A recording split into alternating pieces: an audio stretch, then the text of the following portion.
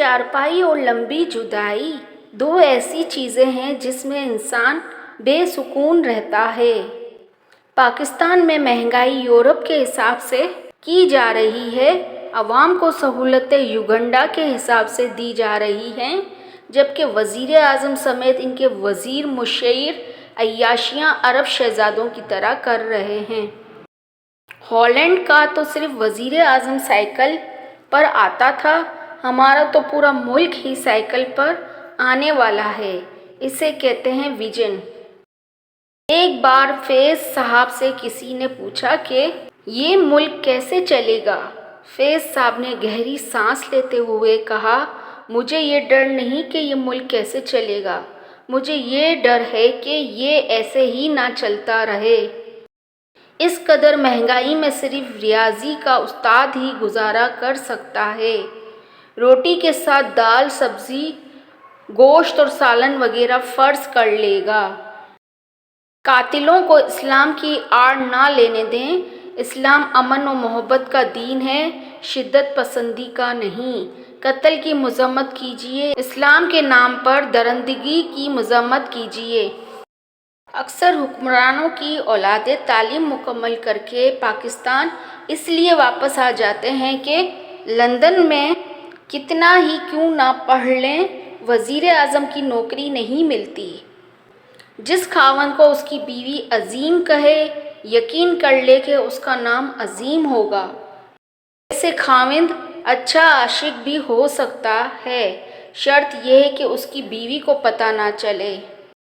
ہماری قوم کو یہ نہیں پتہ کہ وزیر اعظم کا اصل کام کیا ہوتا ہے، وہ تو بس یہ سمجھتے ہیں کہ جو سڑکیں، پل اور گٹر بنائے وہی وزیر اعظم ہوتا ہے۔ پاکستانیوں کو جب تک دھوکے اور کھوتے کا پتہ چلتا ہے، وہ اسے کھا چکے ہوتے ہیں۔ انور مقصود سے کسی نے پوچھا کہ سیاست دانوں کو کیسے چنا جائے؟ انور مقصود نے جواب دیا، بالکل ویسے جیسے اکبر بادشاہ نے انارکلی کو چنا تھا۔ میرے نزدیک کہا وہ ہے کہ جسے نچوڑا جائے تو آنسو ٹپکیں۔ اختلاف رائے معاشرے کا حسن ہے، اگر اختلاف رائے کا جواب دلائل اور علمی لحاظ سے دیا جائے تو یہ حسن قائم رہتا ہے، ورنہ معاشرے کا ناسور بن جاتا ہے۔ اگر اذانوں سے فرق نہیں پڑ رہا ہے تو 10 روپے کی چیز 10 روپے میں بیچ کر دیکھو، شاید اللہ کو رحم آ جائے۔ اس ملک میں ہوائیں چلتی ہیں، ان ہواؤں سے بے ایمانی کی بو آتی ہے، مگر ایک جھونکا آتا ہے جو ایمانداری کا لگتا ہے۔ پاکستان اور کچھ نہیں پیدا کر رہا، البتہ بچے پیدا کر رہا ہے۔ اگرچہ 75 سال کی عمر میں بھی بچے پیدا کر رہا ہے تو اس کا مطلب ہے پاکستان ایک طاقتور ملک ہے۔ اس معاشرے میں عورت کا مرتبہ کیسے بلند ہو سکتا ہے جہاں مردوں کی لڑائی میں گالیاں ماں بہن کی دی جاتی ہیں؟ پڑوسی کے بچوں کی بھوک اور فاقے سے انجان رہنا اور اس کی بیوی اور بیٹی کی حرکتوں سے واقف رہنا ہمارے معاشرے کا بہترین مشغلہ ہے۔ اگر مومن اور کافر سمندر میں اتر جائیں تو صرف وہی بچے گا جسے تیرنا آتا ہوگا، خدا جاہلوں کی طرفداری نہیں کرتا۔ آج کل کے لوگوں کو اتنا جلدی زکام نہیں ہوتا جتنا جلدی ان کو پیار ہو جاتا ہے۔ حاجیوں کی تعداد میں پاکستان دوسرے نمبر پر، دنیا کے ایماندار ملکوں میں 160واں نمبر۔ دنیا بھر میں سوال اٹھایا جاتا ہے تو اس کا جواب ڈھونڈا جاتا ہے، جبکہ پاکستان میں سوال کرنے والوں کو ڈھونڈا جاتا ہے پھر اٹھایا جاتا ہے۔ ٹوٹی چارپائی اور بے خدائی دو ایسی چیزیں ہیں جس میں انسان بے سکون رہتا ہے۔ دنیا بھر کے ممالک میں امیروں کے ٹیکس سے غریبوں کی کفالت ہوتی ہے، وطن عزیز میں غریبوں کے ٹیکس سے امیروں کی کفالت ہوتی ہے۔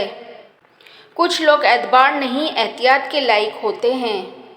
سردیوں کے موسم میں خود بھی اپنی فیملی کو بھی ڈرائی فروٹ کھلائیں، ورنہ ڈاکٹر کے بچے آپ کے پیسوں سے ڈرائی فروٹ کھائیں گے۔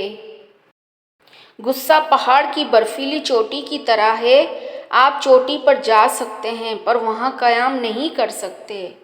خاموشی کا مطلب لحاظ بھی ہوتا ہے، لوگ کمزوری سمجھ لیتے ہیں۔ لوگوں کی باتوں کو دل سے مت لگانا۔ لوگ تو امرود خریدتے وقت پہلے پوچھتے ہیں کہ میٹھے ہیں اور بعد میں نمک لگا کر کھاتے ہیں۔ بڑی کامیابی عقل مندوں کو نہیں ملتی، یہ ان لوگوں کو ملتی ہے جو کبھی ہار نہیں مانتے اور اپنے ٹارگٹ کو حاصل کرنے کے لیے ہر روز کوشش کرتے ہیں۔ دنیا میں بھونکنے والے کتے بہت ہیں، جینا چاہتے ہیں تو ان کی آواز نہ سننے کی صلاحیت پیدا کریں۔ زندگی کی سب سے بڑی عیاشی یہ ہے کہ آپ کا شوق ذریعہ معاش بن جائے۔ رکاوٹیں ان لوگوں کے حصے میں آتی ہیں جن کو یقین ہوتا ہے کہ وہ منزل تک پہنچ گئے ہیں۔ پلیز میرے چینل کو سبسکرائب کر دیجیے اور بیل آئیکن پریس کر دیجیے۔ شکریہ۔